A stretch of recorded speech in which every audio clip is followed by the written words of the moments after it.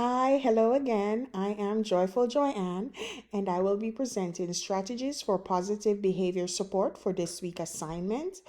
I am a fifth grade math and science teacher. I teach mostly students with ESC, so an exceptionality. Uh, I just love teaching. I'm very passionate about what I do. And in doing this assignment, I choose to look at videos mostly related to my grade level so I could see what other teachers are doing. My classroom economy was one video I looked at. Classroom economy is a program that enables any educator to teach children financial responsibility through fun experimental learning. It is also a great way to use in the classroom for behavior. In doing math, I love watching this video because I think of, money and students learning how to save and how to earn. So in this video, the presenter showed how the students are listed not by their name, but each student is given a number. I like that idea so students aren't aware of other people's numbers because that can be distracting trying to see, if I had Jane there, how much Jane got.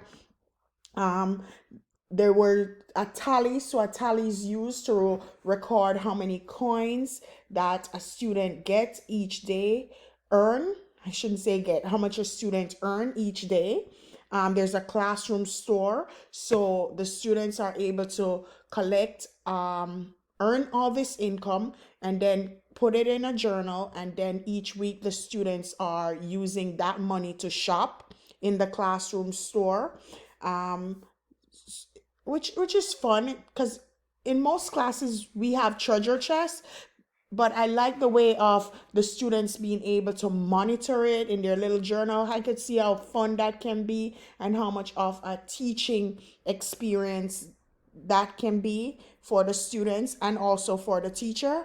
With PBS using this, I think praising good behavior, using prizes for students who meet the expectation. So students who are answering questions, are behaving correctly, are using the appropriate behavior when they're supposed to answer a question. So with all that being said, I can see how PBS support the use of the classroom economy.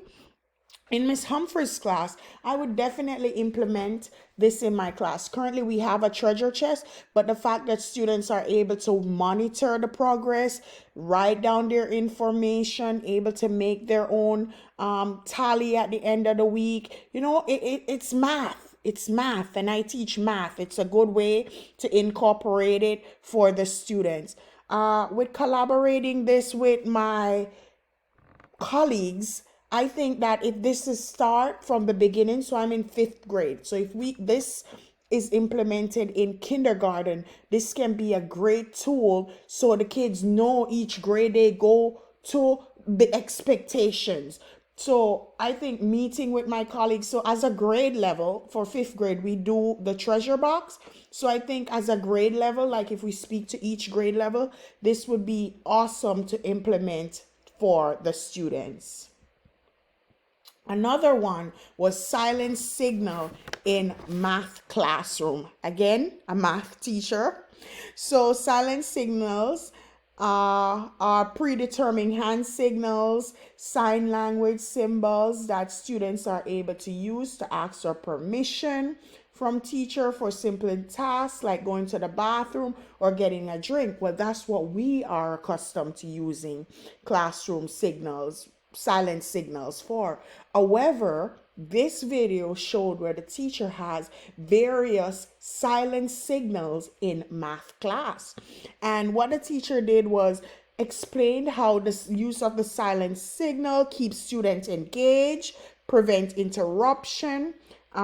There was one signal I liked where the kids would put their hand by their cheek and it shows that the student is thinking, or they would hold their brain, and it was just so cute to look at. Again, I'm an elementary teacher, so I know these little cutesy fun stuff will keep my students engaged.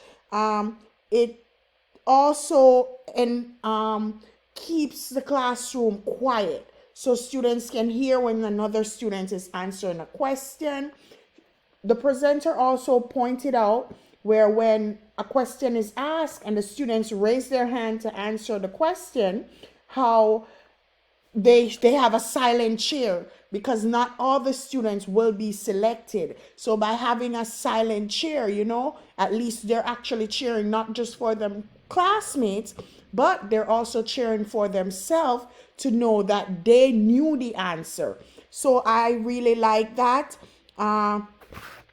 Another thing I liked was how the kids were just sitting and just engaged and eager for questions to be asked. And it's not just one signal or I got to go to the bathroom. There's more to it.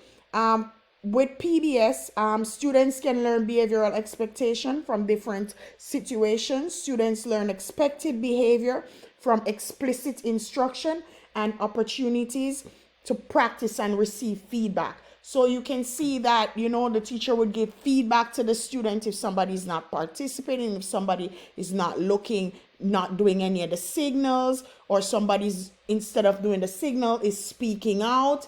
So this teacher, and acknowledge the student who is using the signal.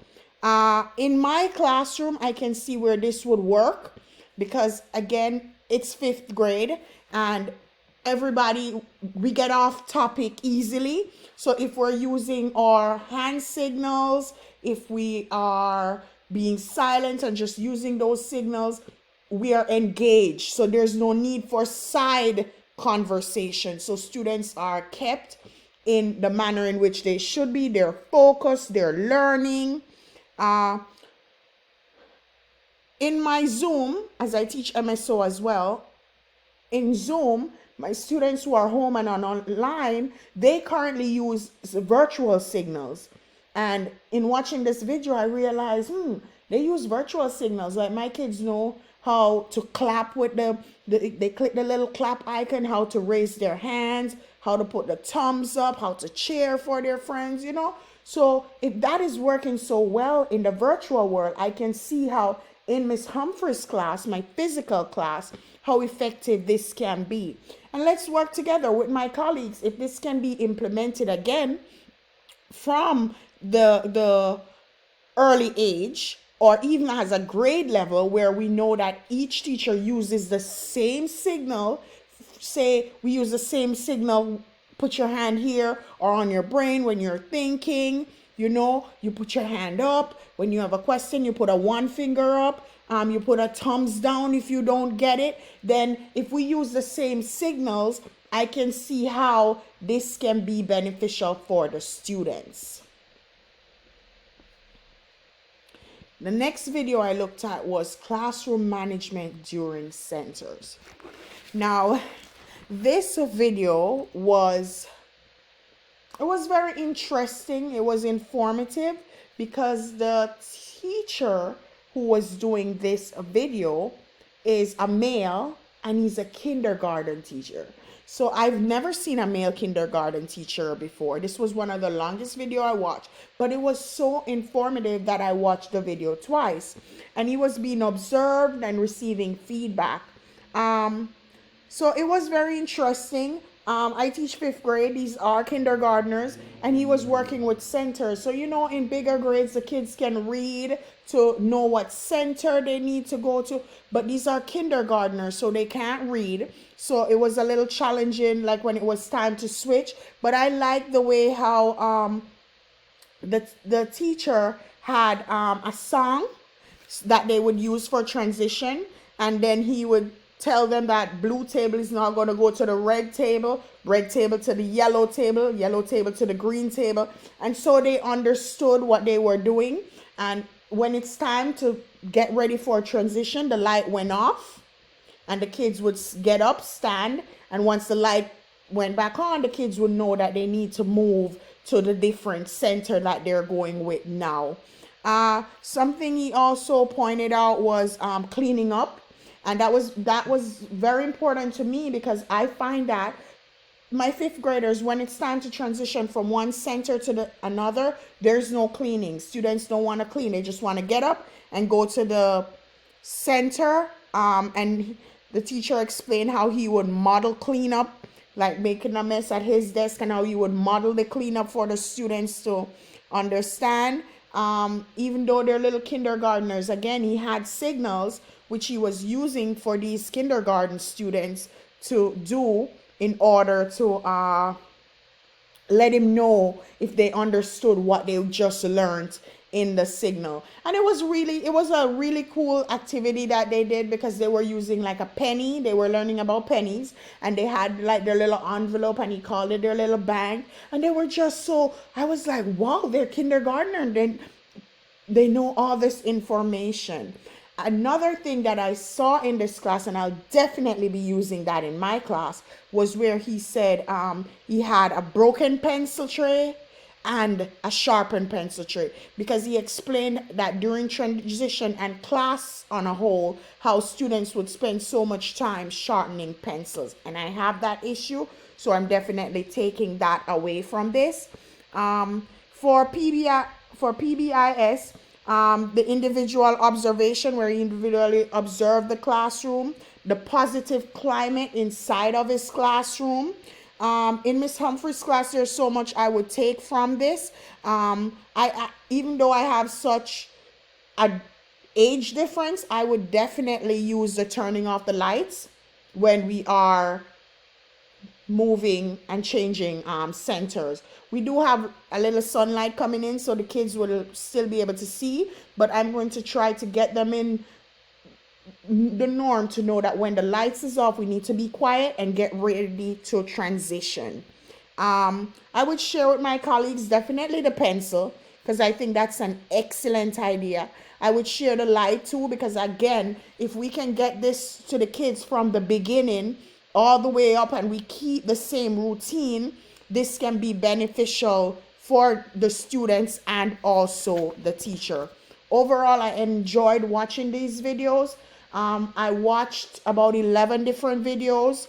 I did watch this particular video, Classroom Management During Centers. I watched this video multiple times because there were things that I wanted to screenshot to show my peers. I tried to email the link, but just that if I show them a picture while I'm talking to them, I think they'll receive it better than them opening a video and watching it, because for some reason people don't want to open a video. Overall, I want to thank you for watching this video. I enjoyed this assignment, and as we finish this class, I want to share this Bible scripture with you from Proverbs 3, which says, "Trust in the Lord with all thine heart, and lean not unto thine own understanding. In all our ways acknowledge him, and he shall direct thy path." And that's exactly what I think happened for me with this class and this assignment, because I kept looking at it, but it was an awesome assignment. I didn't know which video I wanted to speak about. I hope you enjoy what I just said. I know I like to talk. You have a great day.